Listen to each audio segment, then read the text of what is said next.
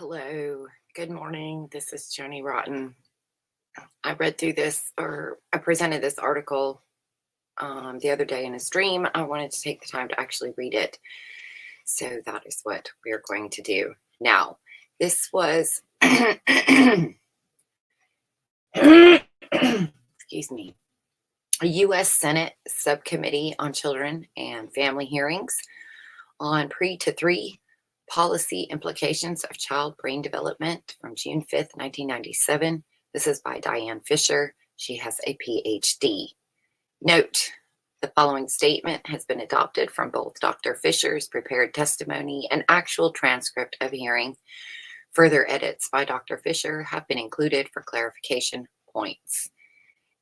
She says, I am Diane Fisher, a practicing clinical psychologist, board member of Mothers at Home, board member and speaker for the Independent Women's Forum, and most importantly, the mother of two school-aged boys and one 2-year-old daughter. I am indeed in the trenches of child rearing, walking the fine line between satisfying my own needs for professional stimulation and my deep conviction that children need a parent at home. Based on my experiences, both as a therapist and a parent, I believe it is critical to be a primary part of the environment that affects my children. The quality illusion. Lately, we've read reports stating that high-quality, non-parental daycare is the equivalent of being at home with mom and dad. In reality, how much can quality daycare accomplish? I feel sad for the parents who must drag their children into their car seats early each morning, often with a waffle in their hands, still in their blanket sleepers and nighties, off to what often ends up to be a 10-hour day at daycare. Is that parent able to be with their child in that special, intimate, joyful way children need? Or must she rush from task to task to survive the day? These are parents that deeply love their children, and yet these children miss their parents' perspective on the world, their comments, jokes, the mirror through which they can learn who they are, a sense of family identity, irreplaceable stuff, neither trivial nor superficial, but so devalued in our society. Brain research. Recent studies of the brain have underscored the critical importance of the emotional and physical environment to infants and a child's irreplaceable ties to mother. As excited as we are about infant brain development, we must remember that it is the emotional development of the infant that forms the foundation upon which all later achievements are based. For the 0 to 3 age group, this means that time spent drilling with flashcards is wasted, time wasted. The infant's emotional security, the ability to feel safe and nurtured enough to begin to explore the world is what's important. For the infant, a mother is the environment, prenatally and postnatally. As a society, we are uncomfortable accepting this, but it is a biological fact. An infant is soothed by the mother's smell and voice, the warm mutual cocoon of security between the mother and the child allows and inspires the flowering of everything else in the child's personality. This is not an overstatement. Intellectual skills are more resilient and can be compensated for. There is more plasticity. Emotional development is very difficult to compensate for later. An infant can recover from a deprived intellectual environment much easier than she can recover from an emotional abandonment or neglect. It is critical that we protect the budding parent-child relationship. When we say infant stimulation, what are we talking about? Black and white mobiles, vowel sounds, specialized physical movements? No. We are basically talking about attachment, or the unscientific word love. Yet we worry about what children 3 and even younger should know and be able to do. And we want programs to measure it all. Experiencing the everyday world on the arm of a loving, responsive parent is all the special stimulation and material that most babies need. The secure attachment of the infant to the mother is the critically important element of the child's overall development. Infant attachment. Attachment theory says that parents and babies are biologically, quote, hardwired to form a close emotional tie. This is not a quick bonding period, one that fits into today's typical 12-week maternity leave. Rather, it is a slow, gradual process of many seemingly trivial communication cues and responses that occur over the first year of life. The adult woos the baby and encourages it to interact and explore, primarily by intimately sensing the baby's need and sensitivity containing the child. Most of this is accomplished intuitively by the mother, who is motivated by love and enjoyment of her offspring. This attachment is not something for which you can write a check or schedule on a calendar. Experts connect attachment failures with the appearance of addictive behavior, loss of resilience to later trauma, intimacy problems, sexual promiscuity, drug and alcohol abuse, academic problems, depression, and delinquent behavior. There are some serious misunderstandings about attachment theory. In recent national research report, key findings from the nationwide survey among parents of 0 to 3-year-olds, 0 to 3 National Center for Infants, Toddlers, and Families of April 1997. More than half of the parents surveyed thought that the more caregivers a child is exposed to in the first 3 years, the better. In reality, socialization or resilience to separation is not an appropriate goal for infants. Attachment optimally occurs with a single person who is primarily available to the child. Experts believe it is only after this secure relationship is firmly established, roughly in the middle of the first year, that a baby is ready for secondary attachment figures. Multiple caregivers, a common phenomenon is in institutional care, is very destructive to the developmental goals of the first 3 years of life. It is unfortunate that our society is impatient with slow, subtle infant schedules in this fast, goal-oriented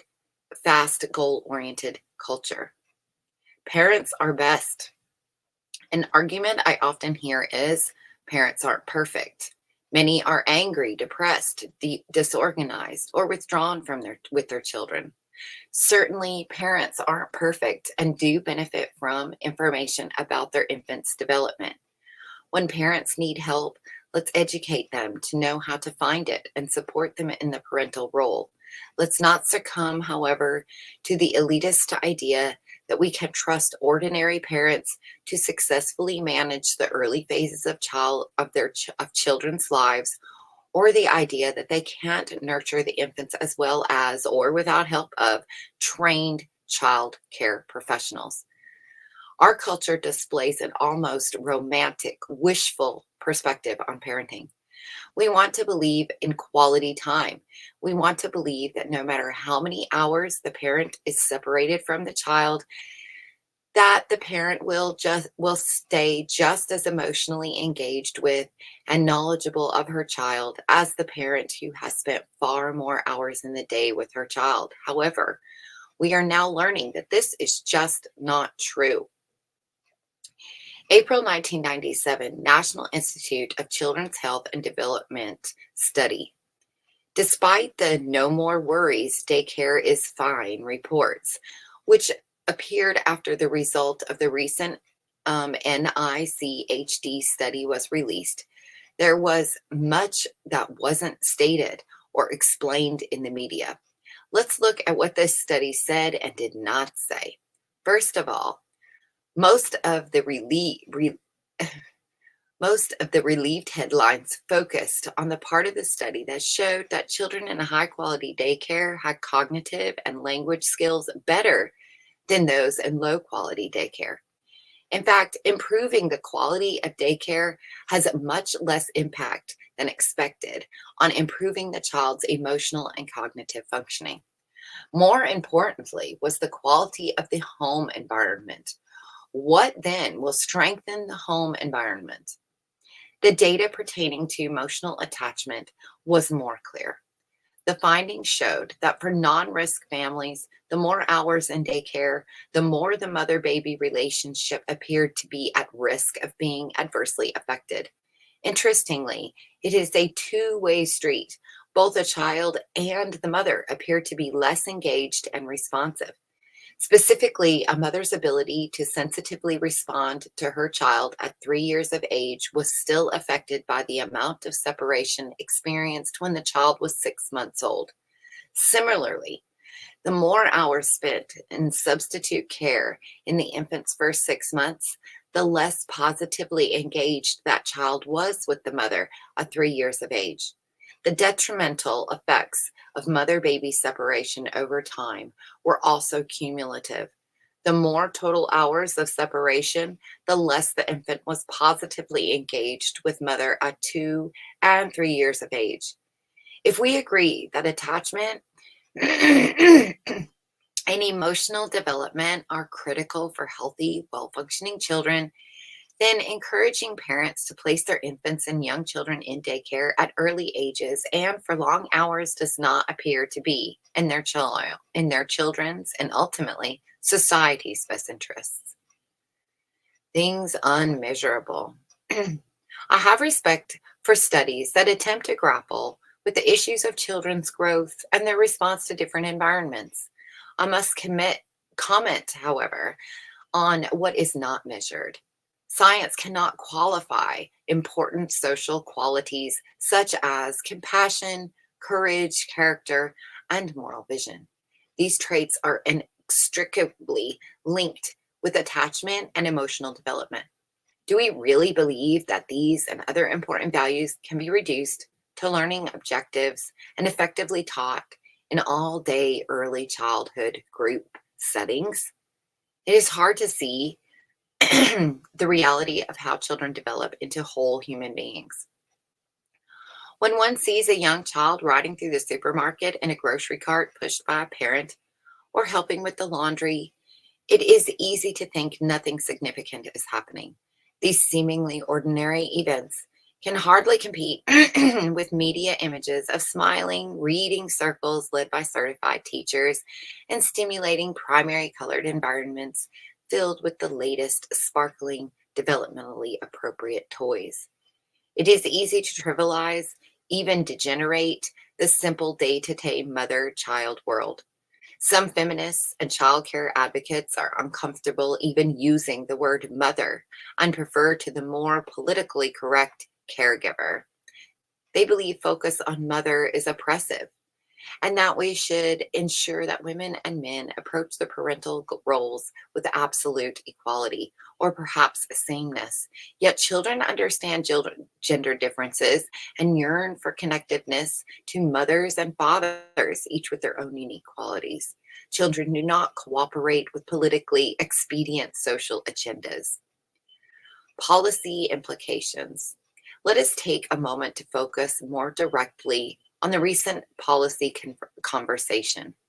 Despite the fact that this latest research confirms the importance of attachment, we are paradoxically calling for expanded government support of daycare.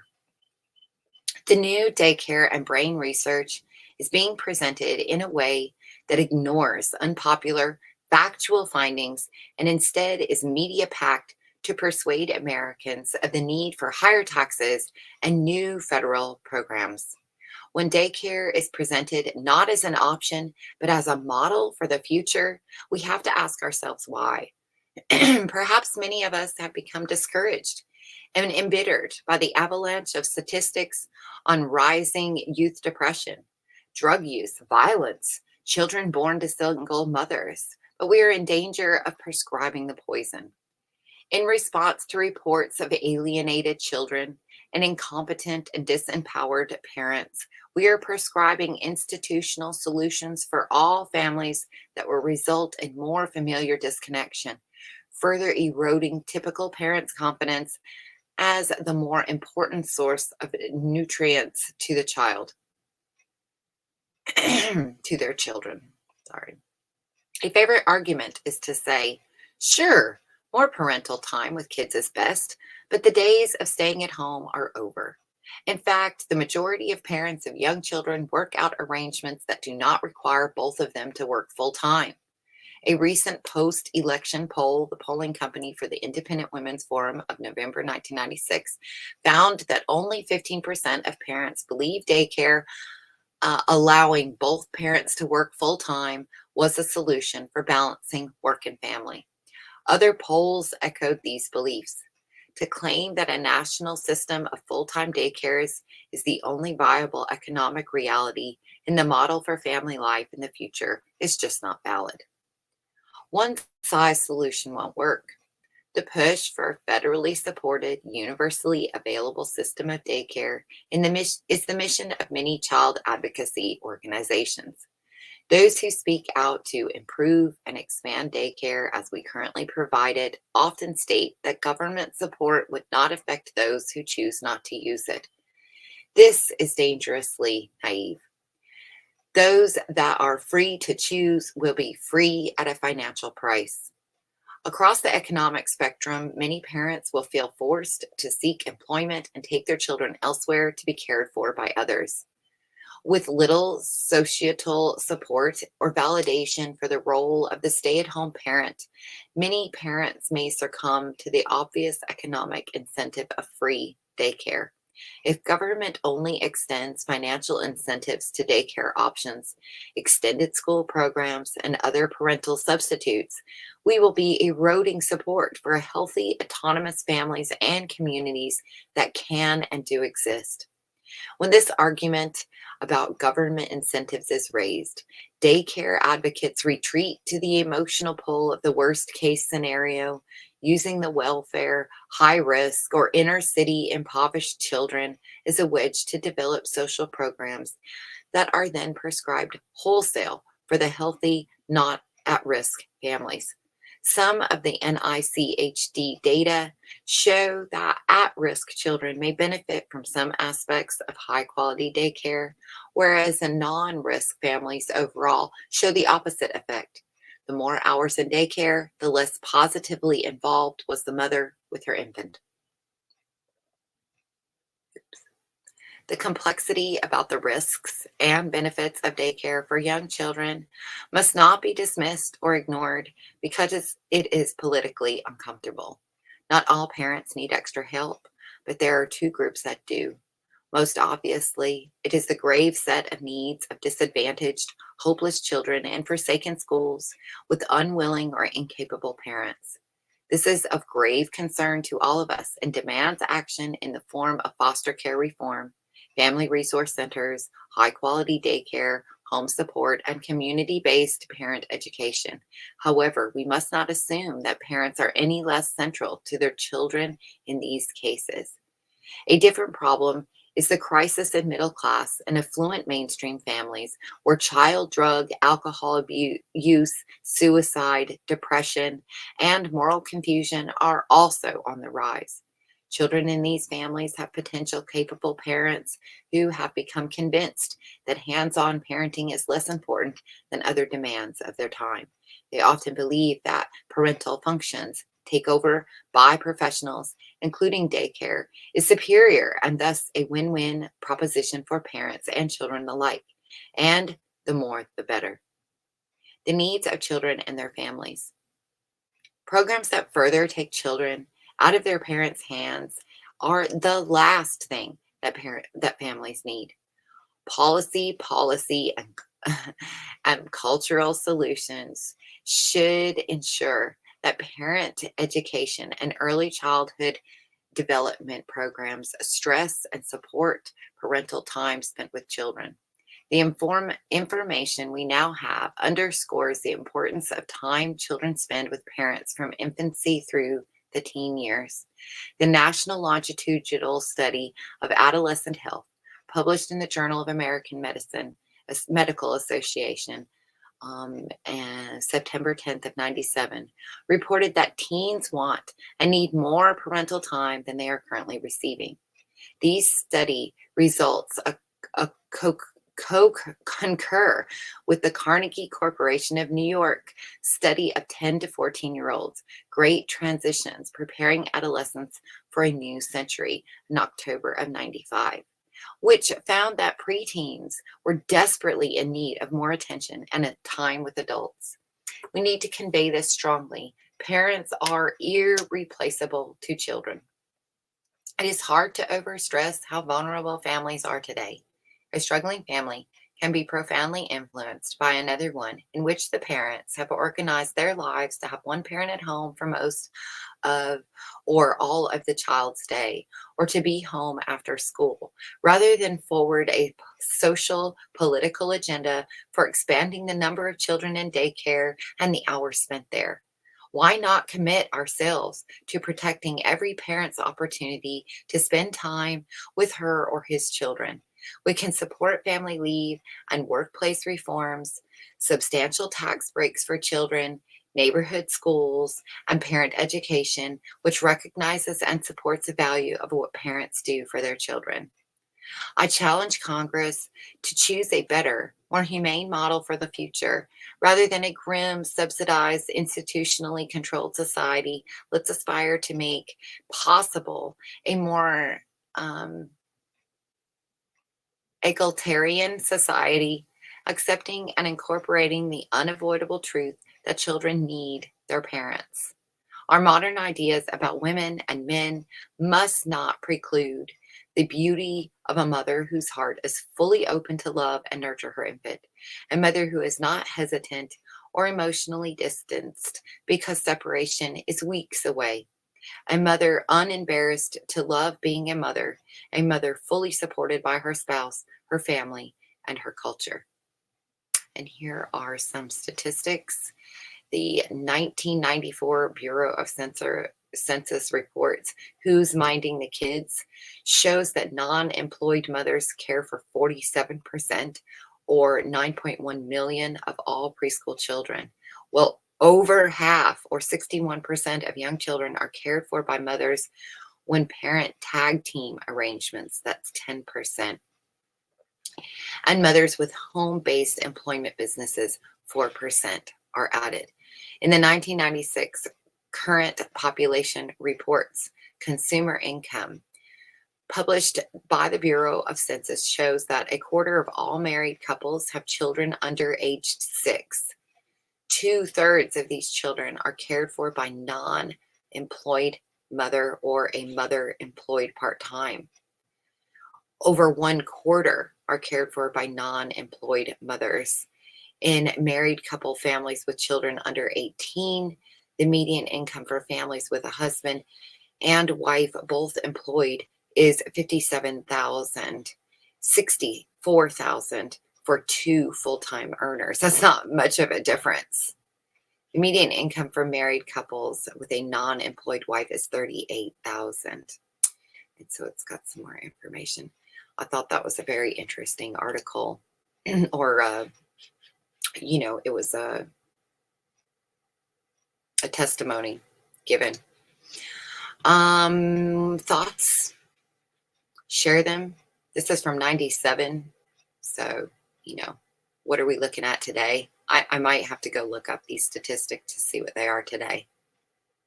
Thanks for listening.